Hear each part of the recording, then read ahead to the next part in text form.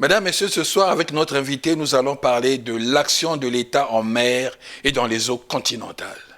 En effet, dans notre pays, le Congo, cette thématique englobe un ensemble d'activités visant à protéger les intérêts nationaux, dans un contexte marqué par les menaces et risques croissants contre la sécurité maritime et fluviale. Aussi, le Congo reconnaît la dimension interministérielle et multidimensionnelle des questions maritimes et fluviales et a opté pour un organe public dédié à la coordination des différentes administrations de l'État ayant vocation à agir en mer et dans les eaux continentales. Cet organe est animé par le ministre secrétaire permanent, M. Éric Olivier Sébastien Dibas-Franck.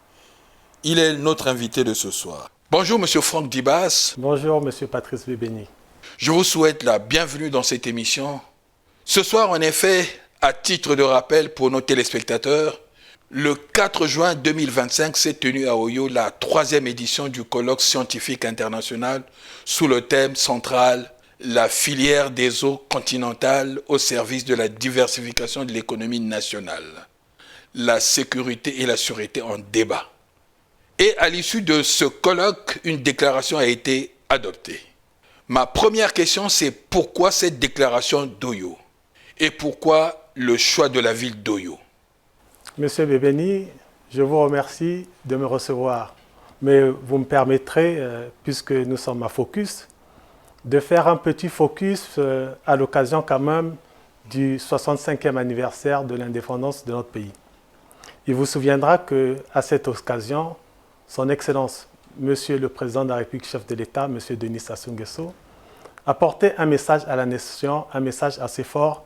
Et d'ailleurs, dans les premières lignes, il disait « À l'heure de la mémoire et du souvenir, notre idéal commun et partagé doit toujours être la construction d'une nation prospère. » Mais le président de la République ne s'est pas arrêté là. Il a fait un plaidoyer et un lien entre la paix et la conjoncture économique internationale difficile. Mais le président de la République a également parlé de l'urgence climatique et des réponses à apporter. Je reviens sur ça pour dire pleinement que le secrétaire permanent du comité interministériel de l'action de l'État en mer et de l'eau continentale que je suis a pleinement retrouvé le message du président de la République dans les prescrits du décret du 3 mai 1999 portant organisation et coordination de l'action de l'État en mer et dans les eaux continentales. Décret dans lequel dois-je rappeler que le secrétariat permanent est assis sur 2 piliers. La mer, mais également les eaux continentales. J'allais dire les eaux continentales partagées, pour reprendre aujourd'hui l'expression de la CEAC, expression d'ailleurs qui est à l'initiative du Congo. Mais vous me permettrez également de dire que le comité interministériel est présidé par le Premier ministre, chef du gouvernement, M. Anatole Colinet Makosso, que je remercie infiniment pour la confiance constante et renouvelée à mon endroit. À l'occasion de ma prise de fonction, le 20 janvier 2023, devant les ministres membres du comité interministériel de l'action de l'État en mer et dans les eaux continentales, le Premier ministre, chef du gouvernement, me rappelait justement la justesse de la démarche que l'action qui est la mienne doit bien être assise sur 2 piliers. Et j'allais dire des piliers égaux. La mer, mais également les eaux continentales. Les 28 et 29 juillet 2023 à Pointe-Noire, un colloque avait eu lieu sous ma direction. Un colloque sur l'action de l'État en mer et dans les eaux continentales. À la vérité, c'était un colloque avec une dominance sur l'action de l'État en mer.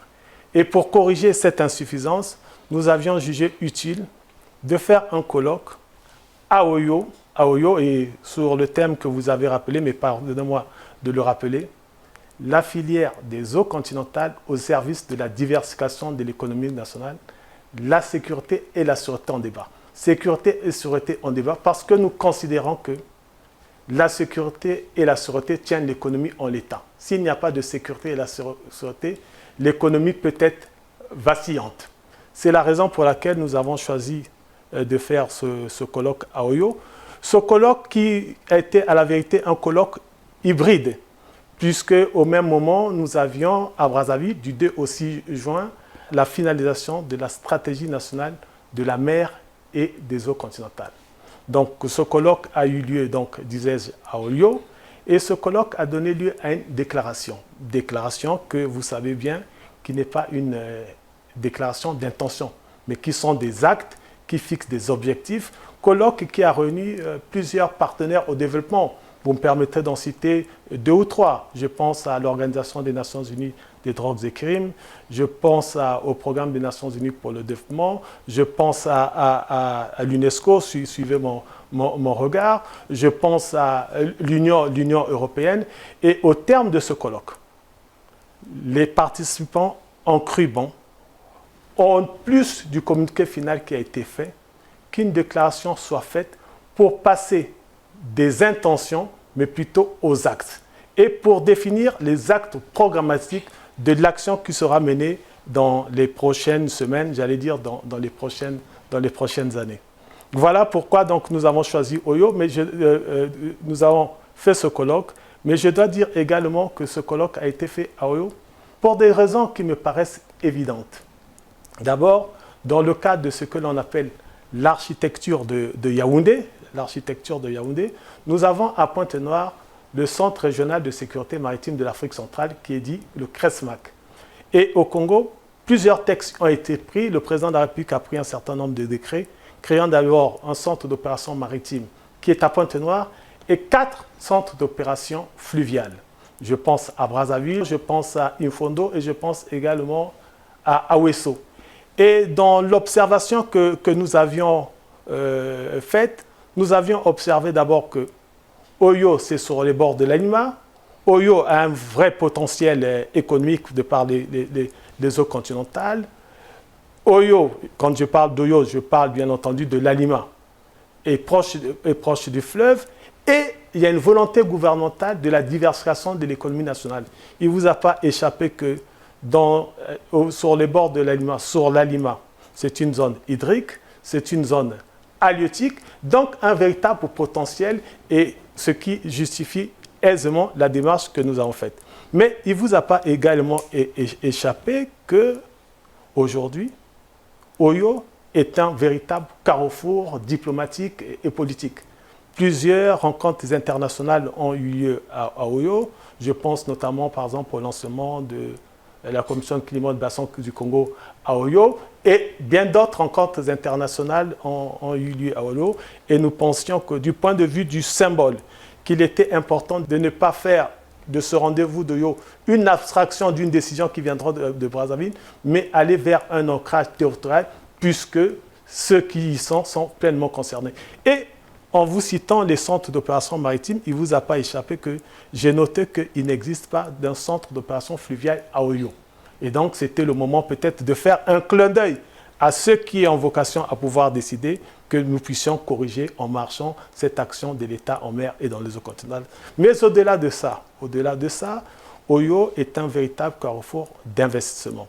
Nous avons aujourd'hui le port autonome d'Oyo. Le président de la République nous doit donner un bijou. Oyo est donc aussi un carrefour des investisseurs, et c'est important que cet environnement soit sécurisé, qu'il y ait de la sûreté, si nous voulons garantir la stabilité des investissements, si nous voulons également attirer les investisseurs. Voilà, on peut dire rapidement pourquoi c'est cette déclaration d'Oyo, déclaration qui devra avoir des lendemains, puisque plusieurs partenaires au développement nous ont invités à pouvoir dupliquer, diffuser et également mettre cela dans leur programme sectoriel. Voilà la raison pour laquelle nous avons fait ce colloque à Oyo, nous avons fait cette déclaration. Et dit cela, je voudrais vous dire que cette déclaration d'Oyo sera intégrée dans la stratégie nationale de la mer et des eaux continentales qui a été validée le 6 juin à Brazzaville et qui est en train de suivre son processus décisionnel. Et donc on va suivre la déclaration d'Oyo. Avec beaucoup d'intérêt et beaucoup de plaisir. Focus. Déclaration du colloque scientifique international d'Oyo, édition 2025. Nous, participants au colloque scientifique international organisé à Oyo, département de la Cuvette, sous le haut patronage du ministre secrétaire permanent du comité interministériel de l'action de l'État en mer et dans les eaux continentales, en sigle SEPSIM-AEMEC de la République du Congo, en partenariat avec le Programme des Nations Unies pour le développement, en sigle PNUD, l'Organisation des Nations Unies pour l'éducation, la science et la culture, en sigle UNESCO, et d'autres partenaires techniques et financiers réunis autour du thème « La filière des eaux continentales dans la diversification de l'économie, la sécurité et la sûreté en débat ».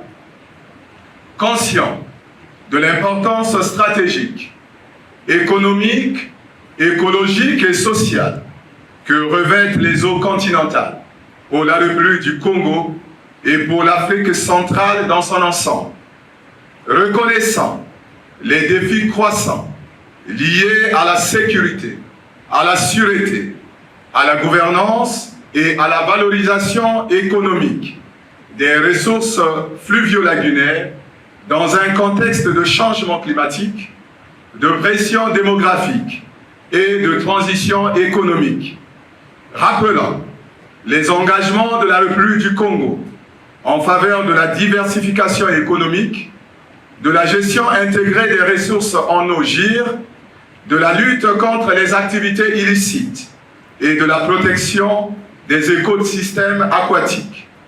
Saluons les efforts du gouvernement congolais pour l'opérationnalisation du concept d'action de l'État en mer et dans les eaux continentales AEMEC, l'harmonisation du cadre juridique, la mobilisation des partenaires et l'intégration des enjeux sécuritaires dans les politiques publiques, réunis dans un esprit de dialogue interdisciplinaire, de rigueur scientifique et de responsabilité partagée. Adoptant la présente déclaration pour réaffirmer les conclusions suivantes. 1. Sur les eaux continentales comme levier de diversification économique. Les eaux continentales du Congo constituent un pilier stratégique pour l'agriculture, l'aquaculture, le transport fluvial, le tourisme, l'énergie hydroélectrique et la recherche scientifique. Leur valorisation intégrée mériterait d'être inscrite comme axe prioritaire de la mise en œuvre du Plan national de développement PND en synergie avec les zones économiques spéciales et les programmes jeunesse. 2. Sur la sécurité et la sûreté fluviale. La maîtrise des enjeux sécuritaires dans les bassins fluviaux est une condition sine qua non à toute stratégie de développement durable. Nous appelons à la consolidation du cadre légal et à une synergie renforcée entre les forces publiques, les autorités locales et les populations riveraines. 3. Sur la gouvernance et les données hydriques, nous appelons à l'amélioration de la collecte, de la centralisation et de l'accessibilité des données statistiques sur l'eau, condition indispensable à une gestion équitable et durable. Un système national intégré d'information sur l'eau doit être mis en place avec l'appui de partenaires régionaux et internationaux. 4. Sur la coopération régionale et transfrontalière. Le Congo doit continuer de jouer un rôle moteur dans l'actualisation des instruments pertinents, internationaux et régionaux, de coopération dans le domaine des voies navigables partagées. Ainsi, nous recommandons une révision concertée de la Convention internationale du bassin Ubangi-Sanga, SICOS, en vue d'un plaidoyer auprès de la Commission du Golfe de Guinée, de la CEAC et de la Commission de la SICOS pour un développement de l'économie bleue durable et l'amélioration de la sûreté et la sécurité de la navigation. 5. Sur l'inclusion et la participation des acteurs. Nous appelons à un élargissement des mécanismes de gouvernance à la société civile, aux jeunes, aux universités, aux autorités locales, aux médias et aux acteurs économiques afin de garantir une gouvernance participative, transparente et performante des ressources hydriques. 6. Sur les suites programmatiques du colloque, nous recommandons que les conclusions issues des travaux du dit colloque soient traduites en programmes sectoriels assortis des plans d'action, tout en intégrant une réflexion innovante fondée sur la politique intégrée des mers et des eaux continentales partagées de l'Afrique centrale. Fait à Oyo, le 4 juin 2025, les participants au colloque, sous la présidence du comité scientifique et avec le soutien du SEPSIM AEMEC, du PNUD, de l'UNESCO et de tous les partenaires engagés. Je vous remercie.